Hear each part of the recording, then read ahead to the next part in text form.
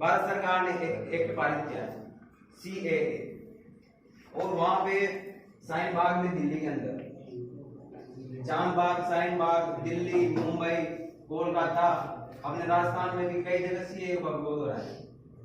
तो वहां पे मुस्लिम महिलाएं बहुत सारी इकट्ठी हुई हैं 2-2.5 महीने से करीबन। उनको कैसे पता नहीं बाहर की साजिश से, अंतर्राष्ट्रीय साजिश से देश को बदनाम करने की, कि देश में हिंदू मुस्लिम एकता भंग हो और ये आपस में लड़े, आपस में मारकूट करे, हिंदू मुस्लिम दंगे हो और भारत का नाम खराब हो। ये बहुत बड़ी साजिश है। तो इसका CAA सिटीजन अमेंडमेंट एक्ट, इससे पहले था CAB सिटीजन अमेंडमेंट बिल, जो 1955 में लागू हुआ था, लेकिन उस पर कोई काम नहीं हुआ। फिर उसको बाद में अपडेट किया गया। अभी अपडेट करके और CAB का प्रस्ताव, उसका मसौदा तैयार करके संसद में पेश किया। संसद में, लोकसभा में वो पेश हुआ और वहां से वो पारित हो गया।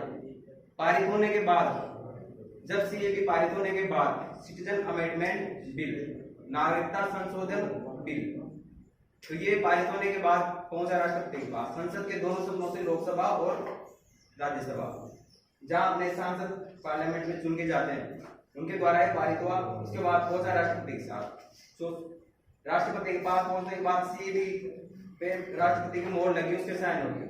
अब CAB सिटीजन अमेंडमेंट बिल क्या बन गया? सिटीजन अमेंडमेंट एक्ट, नागरिकता संशोधन अधिनियम बन गया। अधिनियम बनने के बाद केंद्र की सरकार ने, भारत सरकार ने पूरे देश में CAA को लागू कर दिया, नागरिकता संशोधन अधिनियम को लागू कर दिया।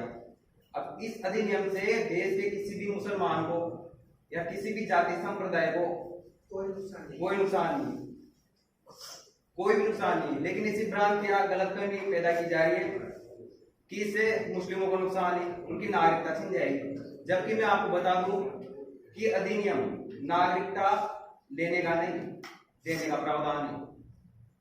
और CAA, CAB, NRC, NPR, इसके लिए आप सबको जानना बहुत जरूरी है, क्योंकि आप किसी न किसी क्षेत्र में प्रतिनिधित्व करते हो, तो आप वहां जाओगे। अभी जैसे पड़ोसी संसद का प्रोग्राम हुआ, नेबरहुड मेंबर पार्लियामेंट, तो नेबरहुड यूथ पार्लियामेंट, तो वहां पे इस जानकारी होनी चाहिए, संसद के मुद्दे हैं, तो आप अपने गांव में, क्षेत्र में एक जागरूकता पैदा कर सकते हो, इसके बारे में नॉलेज देके लोगों को।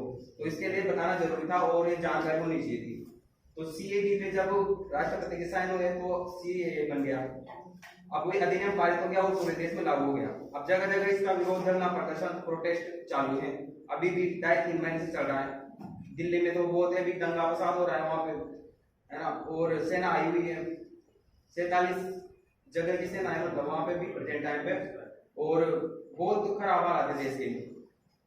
तो CAA में हुआ क्या है? CAA का यह प्रावधान है कि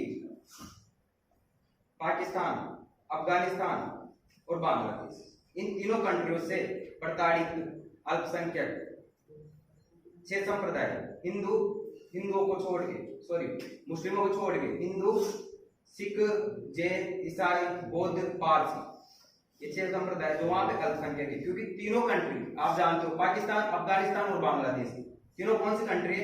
मुस्लिम कंट्री है। वहां पे मुस्लिमों का राज है, वहां पे मुस्लिम बहुसंख्यक है। अपने इंडिया में क्या है? हिंदू बहुसंख्यक है, लेकिन वहां क्या है? मुस्लिम बहुसंख्यक है। तो वहां पे मुस्लिमों की मेजोरिटी है, माइनॉरिटी जो है उनको प्रताड़ित करते हैं। आए दिन उनके साथ आप देखते हो तो टीवी चैनलों में अत्याचार होते हैं। किसी के साथ क्या हो रहा है? लूटपाट, कसौट, रेप वगैरह, उनके घर जलाना, और सबसे बड़ा ये कि पाकिस्तान में धर्म परिवर्तन, जो भी हिंदू, सिख, ईसाई, सब कोई कम्युनिटी हो तो धर्म परिवर्तन करवाते हैं। तो वहां से सताए हुए अपने भारत में आके बस गए। तो ये एक्ट कहता है कि पाकिस्तान, अफगानिस्तान और बांग्लादेश, इन तीनों से सताए हुए अल्पसंख्यकों को भारत की नागरिकता दी जाएगी।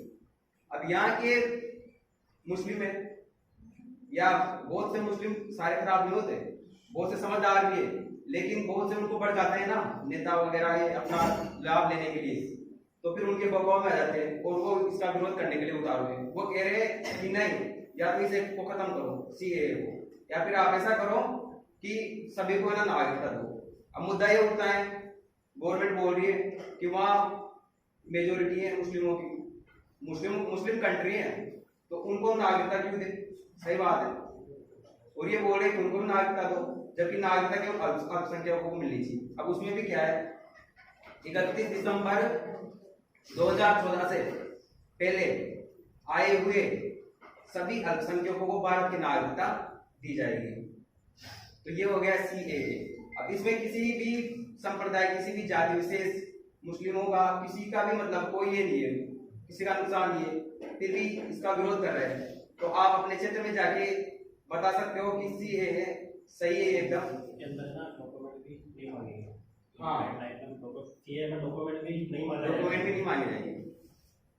और इसके बाद आती है NPR, नेशनल पॉपुलेशन रजिस्टर, और NRP। तो NPR क्या है? NPR national population register. इसके तहत जैसे आसाम में लागू हुआ था पहले, तो वहां पे घर घर जाएंगे, जैसे अपने आधार कार्ड बनाते हैं ना, तो उसका फोटो वगैरह लेते हैं, अपना फोटो वगैरह, फिंगरप्रिंट वगैरह, ये सब चीजें लेते हैं। तो वैसे NPR में, नेशनल पॉपुलेशन रजिस्टर में सबका ये डाटाबेस तैयार किया जाएगा। और फिर NRC लागू की जाएगी, नेशनल रजिस्टर सिटीजन, सभी नागरिकों का नेशनल रजिस्टर बनाया जाएगा। तो ये प्रक्रिया आसाम में लागू की थी, ये प्रक्रिया। और इसमें 1971 में जब बांग्लादेश युद्ध हुआ था, तो उस टाइम पे क्या हुआ था, बहुत सारे बांग्लादेशी अपने भारत में आके निवास करने लगे थे। तो ये NRC को लागू करने का एक कारण था, क्योंकि जो बाहर के नागरिक हैं, बांग्लादेशी घुसपैठे, जो आसाम में रह के वहां की स्थिति को खराब कर रहे हैं, वहां की जो व्यवस्था है उसको चौपट कर रहे हैं, दंगे फसाद करवा रहे हैं, तो उनको बाहर करने के लिए कानून लागू हुआ था। और इस कानून के तहत वहां पे जो भी बाहर के बांग्लादेशी, उनकी पहचान की गई, उनके डॉक्यूमेंट देखे गए, क्योंकि कोई 1971 से बाहर तो नहीं आया, अगर बाहर आया है तो फिर वो वैलिड नहीं है, तो उसको डिटेक्शन सेंटर में डाला गया है। डिटेक्शन सेंटर में क्या होता है, उसको वहां ले जाके और उससे उसकी पहचान पूछी जाती है। जो पड़ोसी देश है उनको सूचना भिजवाई जाती है कि नागरिक हमारे यहाँ है, क्या ये आपका देश का है क्या। अगर वो उसको प्रूव कर लेते हैं कि नहीं ये हमारे देश का है, तो उसको वहां भेजा जाता है। तो ऐसे करके ये अभी आसाम में लागू है, लेकिन केंद्र की सरकार बोल रही है कि ये पूरे देश में लागू होगा। तो इसके लिए भी अभी संघर्ष कर रहा है। लोकसभा राज्यसभा पारित होने के बाद भी एक्ट बनेगा CAA की तरह, तो ये भी पूरे देश में लागू हो सकता है। तो इसमें भी कोई बुराई वाली बात नहीं है। उसमें डिटेक्शन से वो मेरिट क्या मामला है? मेरिट का कोई मामला नहीं है, वो आप कह रहे हो, ये कोई ऐसा इशू नहीं हुआ।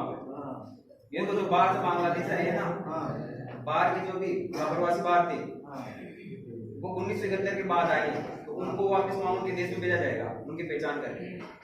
ये चीज है।